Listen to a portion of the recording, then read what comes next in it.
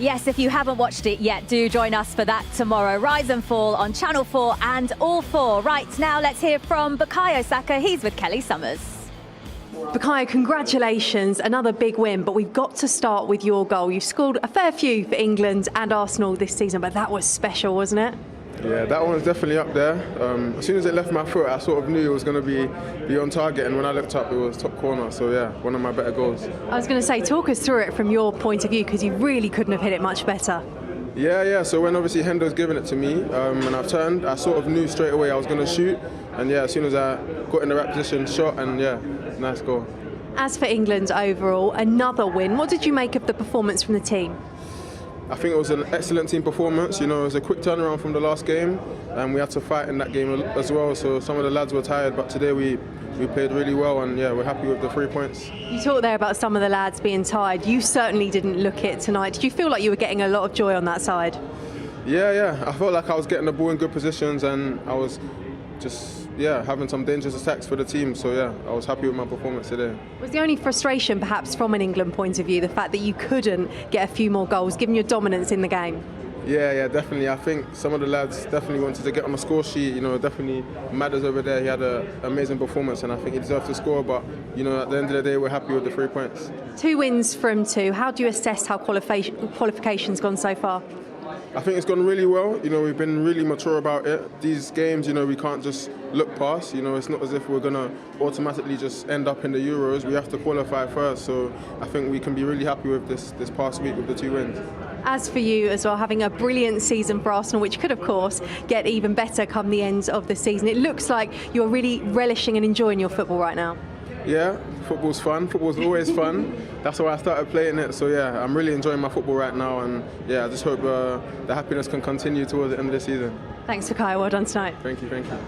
Well, Bukayo Saka has been absolutely brilliant across these last couple of games. He's near enough nailed down that spot on the right-hand side, Joe. On the left, though, we've seen 3 different players across the 2 games play on that side. Grealish, Foden coming on for a short cameo, and today James Maddison on his first start. So where does Rashford fit into this when he's fit? Huge competition for places now. I think Harry Kane is obviously the number 9.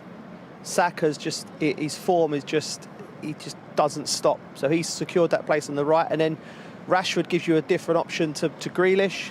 Foden gives you a different option, and Maddison, they can all play central as well. I just think if you miss squads at this level with England, with this quality around you, someone can come in and take your shirt. You was always taught as players, you play for the shirt you got on at that time, but you're playing for the next game as well. So Rashford's definitely in the question because of his quality and what he's doing at Manchester United. But if you miss squads, there's great players that come in and take it. And it's a fantastic position for Gareth to be in. We're so well stocked in them forward areas. He's having his most prolific season at Manchester United this year, Stephen. So when he is fit, surely you can't ignore that. No, I don't think Gareth will ignore it. I agree with Joe. I think we've got a manager now that is not scared to make big decisions. So if you don't turn up for a squad, or you're injured, or you miss out, it could go against you.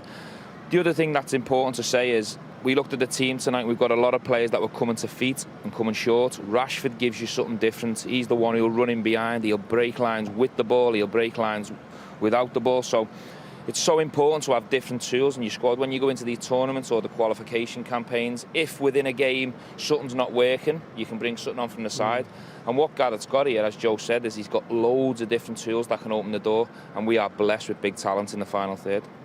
Yeah, I think with the way that the game's played now, then wingers can play inside as well. So, as Stephen says, you facing different opposition, pose them different problems. And the fact that you've got players like Foden, Rashford, Grealish to choose from, the strength and depth is scary in this squad. The other thing to say as well is Harry Kane obviously has been fantastic, but we also have to prepare for what after Harry Kane. What if he gets a niggle? What if he gets a suspension? What if he's not available? With all due respect, we've only seen Ivan Toney for 10-15 minutes here. We play as a 9, and we know that he can score goals in any game, so it's important that Rashford's available for us. OK, it was James Maddison who started there earlier on today. What a week for him. He won Countdown, made his first England start, and now he's talking to Kelly Summers. What about that? James, you've been made to wait for another England appearance, but your first start tonight, was it as good as you hoped it would be? Yeah, it was, to be honest. It almost felt like a second debut. I know that doesn't really work, but I've had to wait a long time. since the first one. I almost can't remember the debut. But listen, it was lovely to be out there. I tried to treat it as just another game of football and bring my strengths and my skill set to the team. And always nice to top it off with a win, makes the night even more special. Yeah. You played as part of the front three tonight. I asked the manager pre-match what he wanted to see from you. He said he wanted you to play with freedom. Did you feel you had that out there? Yeah, definitely. You know, Gareth's brilliant. He's a very good coach. Him and Steve are really good and very tactical, and they know my strengths are not necessarily hugging the touchline. Like Bukayo on the other side, for example, who's very good in the 1v1s and very direct.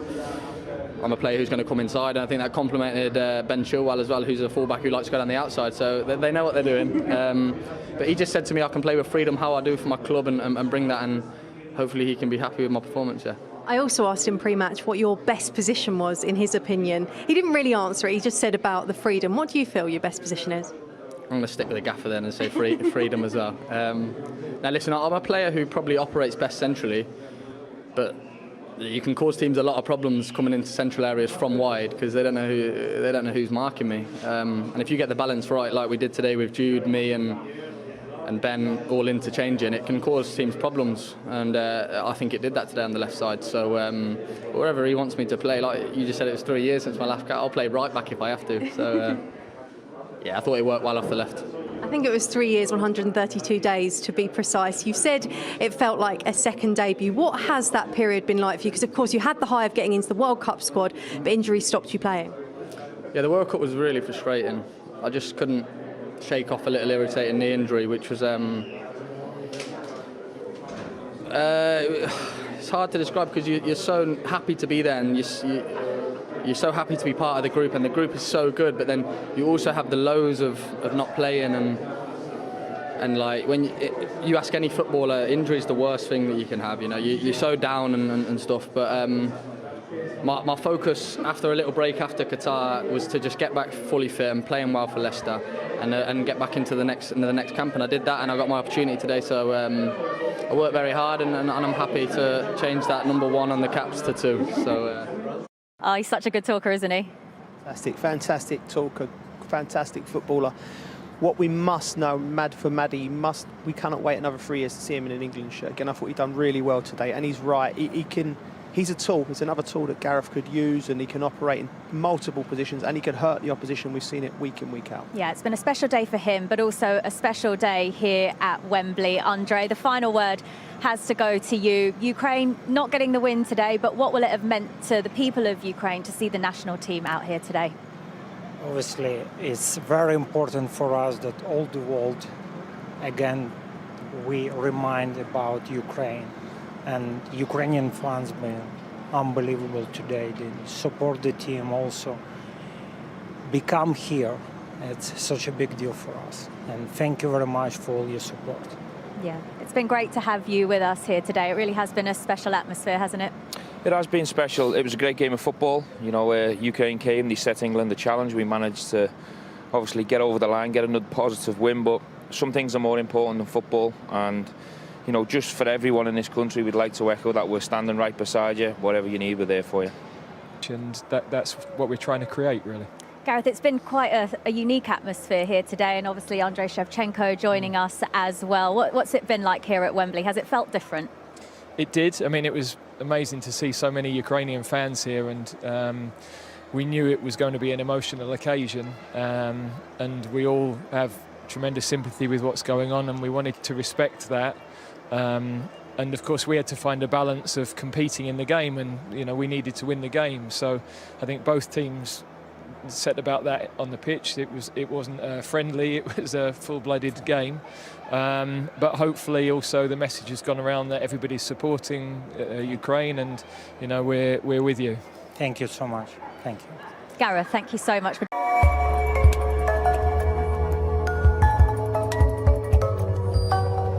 position maintenant. Alors que se passe-t-il?